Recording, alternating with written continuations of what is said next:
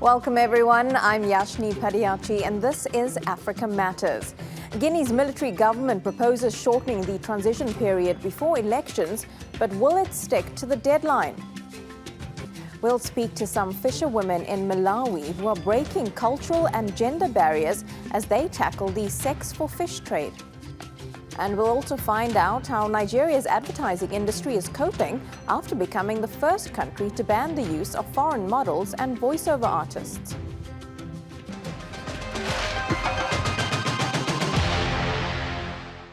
The military junta in Guinea has pledged to hold elections within 2 years. Its initial plan to transition back to civilian government in 36 months was rejected by the West African regional bloc ECOWAS. Colonel Mamadi Doumbouya's government has now been in power for a year, ever since he led a military coup ending President Alpha Conde's decade-long rule. The junta has also been facing pressure from within the country to return to civilian rule. A banned group known as the National Front for the Defense of the Constitution has been staging regular demonstrations against the military government, like it did against the previous administration. It says at least 4 people were killed and 20 injured at a recent protest, many from gunshot wounds. The government responded by ordering a crackdown on organizers and protesters, saying its own security forces had also been killed. Everyone is tired. Everyone is fed up. The population living today in this country is pitiful because they are so terrorized. They don't know what to do anymore. These elite units, which should be deployed on the battlefield, are deployed today to maintain order in the city. And unfortunately, these units are using firearms. West African leaders had given Guinea until October 22nd to establish a reasonable transitional timetable or face additional sanctions. They were threatening to freeze the financial assets of junta members and bar them from traveling to other countries in the region. The ECOWAS Development Bank also issued a statement saying it would suspend all transactions with the country. But will this pressure work? Let's hear more now from Jonathan Offei-Ansah. He's the founder of Africa Briefing magazine and joins us from London. Jonathan, it's good to have you on the program. Do you think that the junta is going to stick to this timeline of 2 years? I believe the junta will, because originally it proposed a 3-year transition period. Well, I think it was a 5-year transition period. That, upon pressure by the ECOWAS, was brought down to 3. And now they've met with ECOWAS and agreed to ECOWAS demand to bring it forward to 2 years. So I believe the junta would. And don't forget that the sanctions the ECOWAS has imposed on the junta is also biting. It's having a telling effect in the country. And so how does this transitional process then begin? Does Guinea have the democratic structures to move now from junta rule to a democratic transition? Well, that is what the junta is talking about, because they want to put all the structures in place. I remember when they ousted the former president Alpha Conde last year. They met with the civil society and all the relevant stakeholders. They had a conference to try to map out the roadmap to civilian rule. And so they thought that they needed at least 3 years to put all the necessary structures in place before the country went back to civilian rule. But the ECOWAS was rather intransigent in their demands for a quicker return to civilian rule. But anyway, after this latest announcement that they would go back to civilian rule in 2 years, they've announced that they will have a national meeting in December, right, to set a timetable. So I believe they will put all the necessary structures in place, for the return to civilian rule. Jonathan, let's talk a little bit about ECOWAS and their role, not just in Guinea, but in the region. Do you think that they have been effective? Because Guinea is not the only country in West Africa that's experienced coups in the last 2 years. They have been somewhat effective, yes. But you see, my beef with ECOWAS is that, look, let's take the case of Guinea. The former president, Alpha Conde, tried to amended the constitution to extend his term limits to a third term. And that triggered massive demonstrations, massive protests that resulted in the loss of a lot of civilian lives. So it was this, term limit extension by Alpha Conde that preceded this coup d'etat by Colonel Doumbouya. So my question is, my beef with ECOWAS is that, and we have a similar situation too in Cote d'Ivoire, where Alain Ouattara has also extended his term limits. So my beef with ECOWAS is that whilst their colleagues in, say, Guinea and Cote d'Ivoire were usurping the constitutions just to lengthen their time in office, what did they tell their colleagues? Did they impress upon them the need, to stick to the constitutional provisions and leave office at the end of their mandated, two-term rule? You see, so when the leaders flout the constitutions, try to extend their mandates unconstitutionally, and there's a coup d'etat, do you blame the coup makers? You cannot blame the coup makers. So this is where I have a beef with ECOWAS. Yeah, and I think it also lends the question that many are then asking, is democracy the way forward? I mean, is civilian rule what is going to stabilize so many countries in West Africa, or does there need to be a better viable alternative? It is a hard question to answer. Yes, I mean, look, you take not just West Africa, but the whole of Africa. I mean, democracy, is the norm in Africa now. Elections are held every 3, 4, 5 years. Sorry, every 4 or 5 years. One administration goes and another comes in. But I believe democracy is okay. It is good for the region. So, Jonathan, with all of this happening over the last year and a bit in Guinea, we've also seen protests from the National Front for the defense of the Constitution. But among ordinary people of Guinea, how have their lives been altered by the junta's rule since they took power last September and the ousting of Alpha Conde? Well, in fact, the organization that you mentioned, which is an alliance of political parties, trade unions, and civil groups, the FNDC, they actually spearheaded protests against Alpha Conde when he tried to extend his mandate. And again, they are the same group that is protesting against the military junta, for a quick return to civilian rule. But look, when sanctions are imposed on any country, right, the average guy on the street is the one that suffers most. Because sanctions are imposed, you cannot transact, export things, do a whole lot of things. So the ordinary person on the street is always badly affected. Yeah, and that's the sad reality of these situations, aren't they? The ordinary people are the ones affected. Jonathan Offei-Ansah, really appreciate your analysis and your time here on Africa Matters. Thank you so much. Thanks for having me. Meanwhile, the chair of ECOWAS and president of Guinea-Bissau, Umaro Sissoco Embalo, has met Russian President Vladimir Putin and Ukraine's Volodymyr Zelensky in an attempt to diffuse tensions between the warring countries. President Putin said Moscow wants to improve commercial, economic and humanitarian ties with Guinea-Bissau, while President Embalo called for a peaceful resolution of the war in Ukraine and the impact it's having on African nations. I also pass on the message of all 15 countries representing the economic community of West African states to discuss today's situation of the war between two brothers, Russia and Ukraine. Not only the question of grain and wheat, but the world that is blocked. President Embalo then visited Kiev, where he was welcomed by President Zelensky. Embalo emphasized Africa's commitment to peace and conveyed a message from Moscow. My dear brother, yesterday I was in Russia with President Vladimir Putin, who asked me to pass on what we've just talked about, that he thinks direct dialogue between your two countries, which are sisters, would be very important and desirable. As for us, you can be sure that it's not only fertilizers and grain that Africa needs. Still to come here on Africa Matters.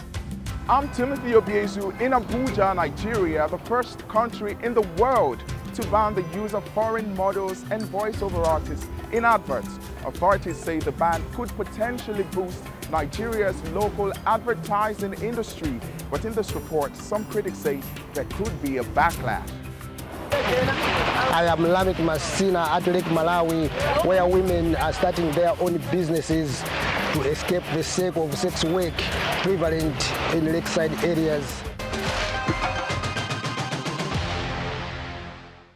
To Nigeria now, where the government has banned the use of foreign models and voiceover artists in local ads. The Advertising Regulatory Council of Nigeria says companies must use Nigerians in ads or face disciplinary action. For many years, advertisements airing in the West African nation have featured white actors and narrators with British accents. Authorities say the decision is necessary to encourage homegrown talent and boost the local economy. But as Timothy Obiezu reports from the capital, Abuja, some critics say the decision is flawed. It's Jabari Modeling Agency's first training session since the government's ban on foreign models came into effect on October the 1st. Ikechukwu Orum co-founded the agency in 2020 and has about 40 Nigerian models on his books, many of whom secured jobs in Paris, Milan, London, and New York. But he's worried that the government's decision could threaten his business. It could work for those who are into commercial modeling here in Nigeria, but it might also have an effect on those of us who work with the international scene. Because if, for example, France decides that they will only use, all the French brands should only use French models, what happens to Nigerian models who are working in France and earning money? Nigeria is the first country in the world to apply the so-called protectionist measure in the advertising industry. Abuja-based voiceover artist Bevan Magoni welcomes the ban and urges more African countries to adopt it. Media houses will have to tell you, you don't have the accent we are looking for. What accents are they looking for? They are looking for foreign accents. Global consulting firm PricewaterhouseCoopers projects that Nigeria will be the world's fastest growing entertainment and media industry in 5 years. But Advertising Regulatory Council, ARCON, says the country can't achieve this goal if it continues to lose huge revenues to adverts done elsewhere for the Nigerian market. The body says ongoing campaigns and contracts with foreign talents can continue until they expire, but they will not be renewed after that. And companies could face fines of more than $18,000 if they fail to comply. If you're a practitioner, your license can be withdrawn. Your creative unit in your agency can be shut down. You can be sent to a disciplinary committee, and the end result will be probably a legal action taken against you. There are fines depending on the gravity of your offense that ranges between 2 million and 10 million. Critics say an alternative to a total ban is that authorities could offer incentives to brands who decide to use local talents more and increase taxes for companies who don't. But for now, Magoni hopes to get busier here without shutting out international contracts. Timothy Obiezu, TRT World, Abuja, Nigeria. We go to Malawi next, where a group of young women is working to end the practice of trading sex for food prevalent in fishing areas. With the support from NGOs and other grants, a 21-member group has set up its own fishing business to help women economically transform their lives. Lamek Messina reports from the Lakeshore Mangochi district in southern Malawi. Every morning, hundreds of people from Monkey Bay area in the Mangochi district, many of them women, flock here to Nsaka fishing camp to scramble for the catch of the day. It is also where some fishermen pressure women into sex in exchange for fish, which has become a scarce commodity here. Most fishermen deny any personal involvement in the practice for fear of reprisals, but they admit it really goes on.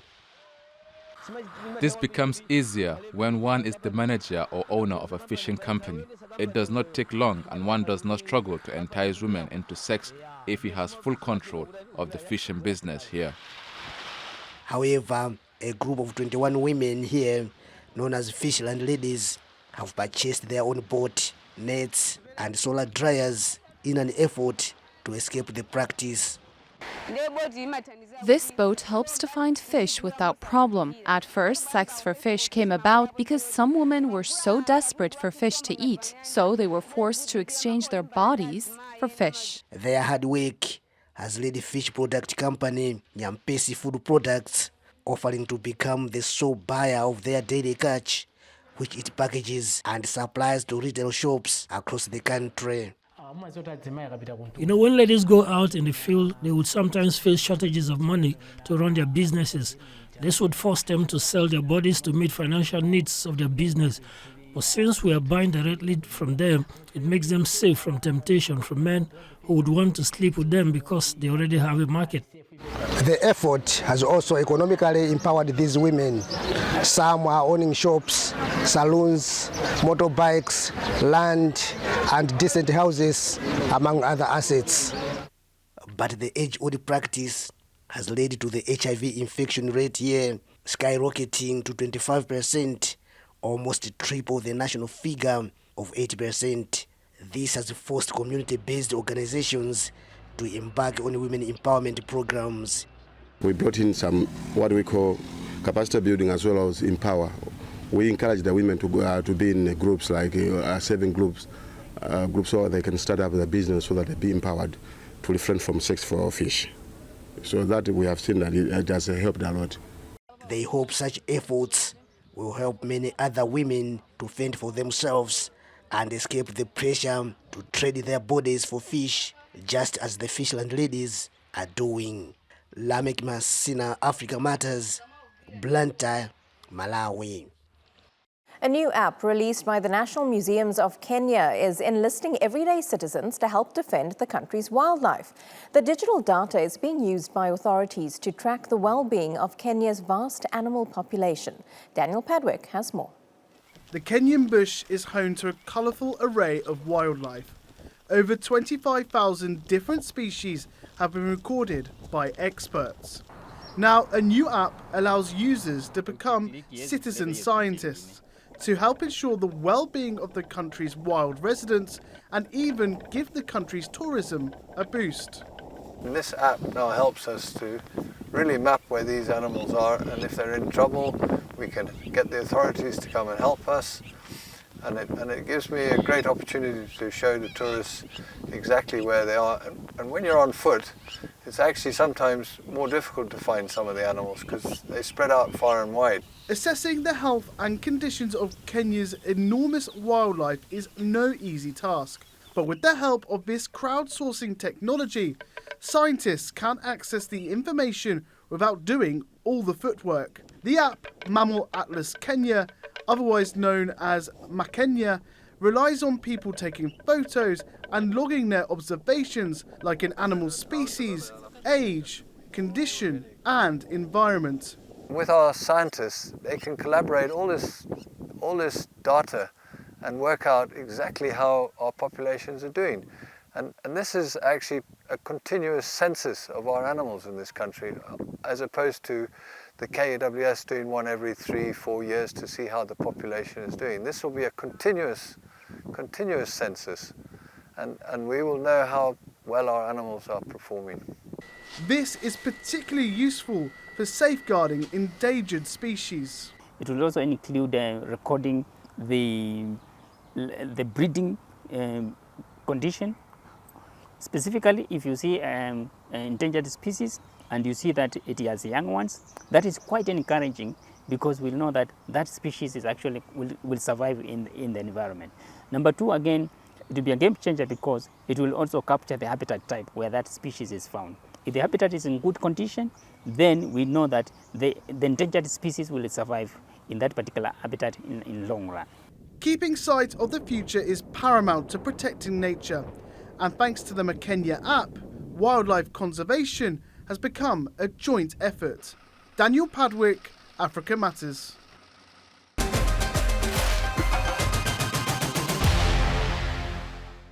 African countries are calling for an end to what they call climate injustice, saying the continent is the least responsible for global warming but is paying the highest price. With COP27 approaching, the rights of developing nations to exploit their resources is being brought into sharp focus. Taibe Aiden reports. This is a fishing village near St. Louis, where Senegal meets Mauritania. And a new offshore gas terminal is raising fears. Cohabitation is not possible. If you're extracting the gas, you're killing the fish in St. Louis because St. Louis is the capital of fishing. The number of boats that are in St. Louis and the types of fishing that are there exist nowhere else. But the fishing area is very small. It's practically stuck between the mouth and the border of Mauritania. In 2015, gas deposits were found under the coastal waters of Senegal and neighbouring Mauritania. A terminal is under construction, with production expected to begin by the end of 2023. The Greater Tortue Armium is the deepest offshore liquefied natural gas project in sub-Saharan Africa. Its reserve covers 13,543 square kilometres and is made up of 4 blocks. BP, a British multinational oil and gas company, runs the project and says that it contains around 4.2 trillion cubic metres of gas, enough for at least 30 years of production. Senegalese President Macky Sall says it would be an injustice not to extract the resources. It is legitimate, fair and equitable that Africa, the continent lagging furthest behind in the industrialization process and as the least polluting continent, should exploit its available resources to provide basic energy to improve the competitiveness of its economy.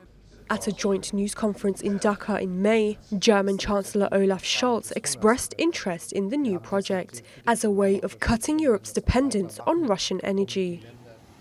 But it's making local residents of nearby coastal regions concerned about their future. No one can deny that resource exploitation has and will continue to have an impact on our environment. There will also be social impacts, and when you see the communities that live next to where the resources will be exploited, especially here in Ngwe-Ndar, where there is a community of fishermen, we feel the concerns. We see the contrast between the billions that we are told will come from the extraction of offshore gas and the poverty that you see around you. The government insists that tapping the gas prospects could turn around the country's fortunes. But fishermen here worry that they won't get their cut of the profits or traditional fishing grounds. Taiba Aiden, Africa Matters. The South African government is pushing for a faster transition to greener alternatives after receiving $8.5 billion from the EU and other Western countries. But the change is bad news for the country's coal mining industry, which employs almost 100,000 people and accounts for 80% of electricity production. Shoaib Hassan takes a closer look. It has been a daily routine for South Africa's coal miners for years, getting ready to start their 12-hour shift as they wait for trucks that will drive them to an underground shaft. This is just one of the 100 mines that dot the landscape in the northeastern province of Mpumalanga. But Pretoria's commitment to go green has heightened fears. You will find that this man is providing and supporting his family and his relatives alone as one of the permanent employees. And then there's also contractors. They are also very dependent on this coal. They also have people that they look after and provide for, so it's going to be difficult. Greenpeace says Mpumalanga has some of the dirtiest air in the world. In a recent victory for climate activists, judges ordered authorities to speed up reduction of pollution in the province. The change in attitude has led one of South Africa's largest energy companies, Seriti, to set up a green division. We are aware that Seriti Green has been established a few months back. And then we are in support of that because we need to diversify as an organization in line with what might be coming in the near future and to benchmark ourselves with international standards. While many agree the coming change is inevitable, they also say it will be hard for the miners and their families. It's sad because there is a lot of mines and they hire a lot of people. If they were to close, a lot of people would struggle. So the mines are very important in our lives. Especially coal because we even make fires with them. They do a lot of work actually. Many miners still hope that is still a few years away and their livelihoods will be secure, at least for now. Shoaib Hassan, Africa Matters. And finally, we'll explore Sekondi Tokoradi, twin cities located in Ghana's southwest. It was the first deep-water harbour built in 1928. Following the discovery of large oil deposits, the city's fortunes made a turn for the better in the last 10 years. Here's a closer look.